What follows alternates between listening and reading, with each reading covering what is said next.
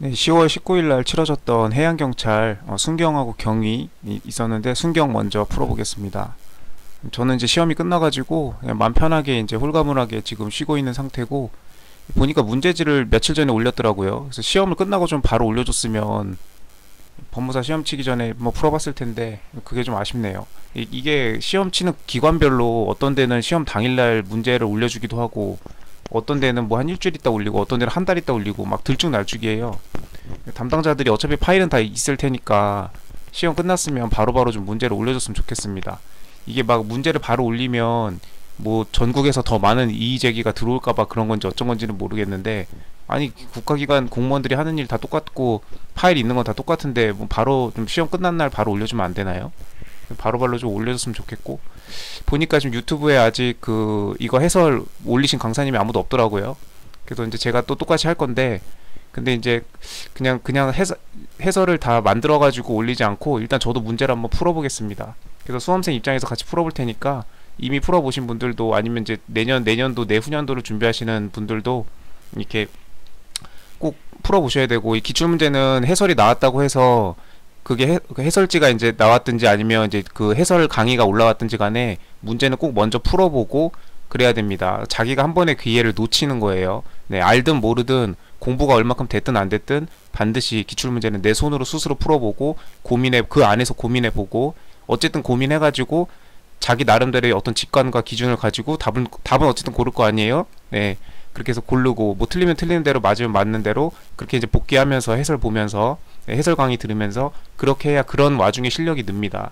그래서 저도 뭐 제가 이거 순경시험 본 것도 아니고 경찰 될 거 아니지만 이 문제를 다 꼼꼼하게 기출 문제들을 다 풀어보는 이유는 제 실력의 향상을 위해서, 어제보다 나은 나를 만들기 위해서 하는 거니까, 네, 모든 수험생들은, 네, 경찰을 준비하든 아니면 다른 형사소송법이 있는 과목을 준비하는데 참고하기 위해서 기출문제를 풀어보든, 네, 기출문제를 풀어보는 모든 그런 습관을 꼭 들여야 됩니다. 자기 손으로 풀어보는 거.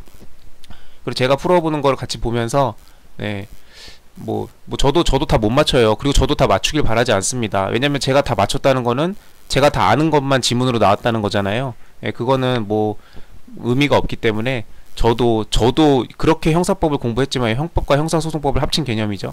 그렇게 형사법을 공부했지만, 예, 그래도 제가 모르는 게 나오기를, 그래서 이 기출문제를 이번 거를 풀어봄으로 인해서 또 한 단계 나아가는, 예, 그런 거를 저는 원하기 때문에, 네, 저도 다 맞힐 자신도 없고, 네, 그리고 제가 다 맞출 수 없게끔, 네, 뭔가 어렵거나 아니면 굉장한 어떤 그 교수님의 어떤 창의적인 어떤 그런 문제 스킬이 엿보일 수 있는, 아니면은 저의 그 이론적 그 부실함을 아주 날카롭게 지적해주는 그런 문제들이 나오길 바랍니다.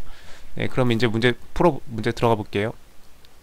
네, 해양 경찰학 이런 거는 저는 모르고, 헌법은 저도 공부해서 알지만, 네, 헌법은 이미 해설이 나와 있고요. 지금 시점에서, 네, 그래서 형사법만 풀겠습니다. 풀고 모르는 거는 이제 제가 해설 첨부해서 다시 이제 해설까지 할게요. 자, 형사법입니다. 보니까 순경이고요. 그 20문제더라고요. 네. 그래서 형법하고 형사소송법이 섞여 있습니다. 자, 형법의 장소적 적용 범위. 형법 총론에 나오는 거죠. 네. 이런 거는 그 이제 2차 시험 하는 그 2차 시험으로 서술형 시험에서는 이런 건 나오지 않아요. 네, 이런 건 나오지 않고 전형적인 객관식 문제죠. 그리고 형법의 장소적 범위는 형법 맨 앞에 보면 나와 있죠. 몇 조였더라? 4조였나 5조였나? 2조였나? 네, 아무튼 맨 앞에 나와 있습니다. 한 자릿수 조문에 나와 있죠. 설명을 가장 옳은 거 찾는 거네요. 펜으로 해야 되겠다.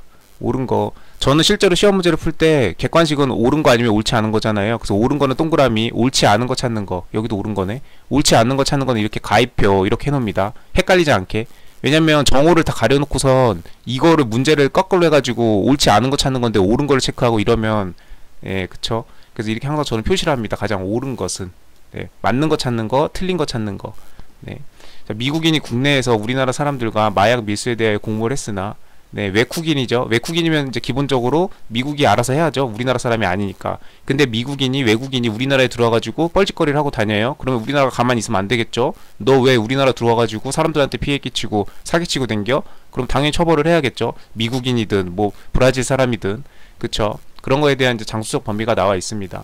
그래서 기본적으로 우리나라는 대한민국이니까 대한민국 국민에 대해서 어떤 형법으로 처벌을 하든지 법 적용을 할 것인데, 외국인이 우리나라에 들어와서 이렇게 깽판을 치고 다닌다? 그러면 처벌을 해야 당연히 되겠죠. 아, 그리고 정답이 나와 있지만 아직 정답 보지 않았습니다. 저도. 예, 당연하죠. 마약 밀수에 대해서 공모를 했습니다. 자, 우리나라 사람들과 국내에서, 네, 했습니다. 국내에서 어쨌든 장수적 범죄 적용을 받아야겠죠. 정작 마약 밀수에는 직접 관여하지는 않았다. 우리나라 법을 적용할 처벌할 수 없다. 지금 옳은 거 찾는 거죠. 하나는 맞는 거고 지금 나머지 세 개는 다 틀렸다는 얘기예요. 직접 관여하지 않았으면 우리나라 법을 적용할 처벌할 수 없다? 이거 틀린 거 아닙니까? 직접 관여하지 않았다. 지금 요게 좀 포인트죠. 요러면 괜찮은 거냐? 안 괜찮을 것 같은데요. 틀린 것 같습니다. 네. 태국에서 외국 국적을 가진 자들이 태국 국적의 미성년자를 약취하여 유럽 국가에 이송하기로 모의하였으나 이를 포기한 경우, 태국에서, 우리나라가 아니에요, 외국 국적을 가진 자들이, 우리나라 사람도 아닙니다, 태국 국적의 미성년자를 약취해서, 범죄자들도 그 대상이 된 피해자도, 네, 미성년자 약취 적입니다. 근데 미성년자 약취는 이거 가면 세계주의라는 조문이 있죠. 형법에서 유일하게 있는 조문입니다. 그래서 이런 미성년자 약취 이런 거 관련해 가지고는, 네, 국적 불문, 전 세계 어디든 간에 다 처벌한다, 약간 이런 느낌으로 되어 있죠. 그래서 세계주의라는 그 희한한 조문이 있어서 되게 인상 깊었던, 네, 그죠? 아마 이런 조문이 있는 줄도 모르는 사람도 있을 거예요. 네, 저도 몰랐었고, 이게 기출문제 나왔었거든요, 경찰 기출에. 그래서 지금 원래 실제로 제가 문제를 푼다면, 지금 보통 이게 지금 이 해양 경찰 시험이 지금 몇 분에 몇 과목 몇 문제를 푸는지 저는 모르니까, 근데 아마 보통 한 문제당 1분 주어질 겁니다.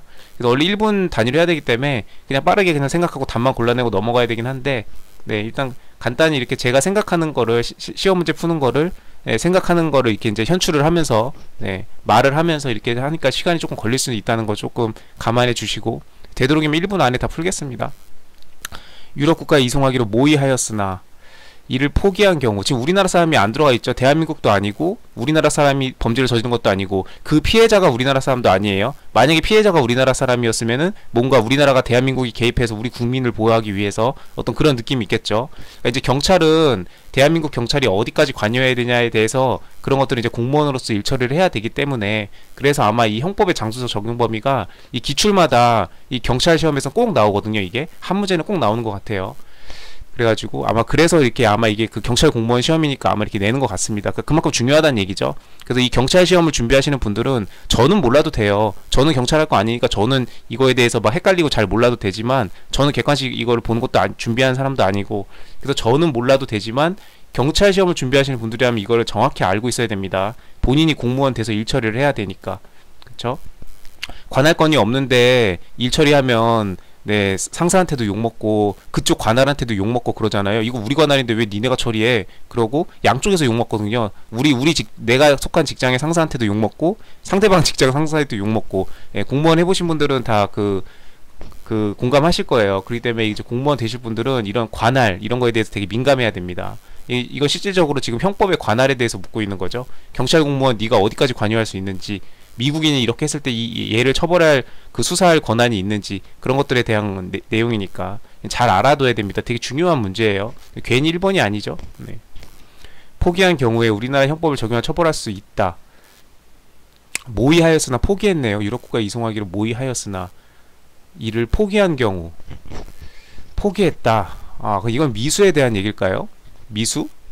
미수인 경우에는 그러면은 미성년자 약취죄에 대해서 미수는 처벌 규정이 있냐 없냐 그런 거를 물어보는 걸까요?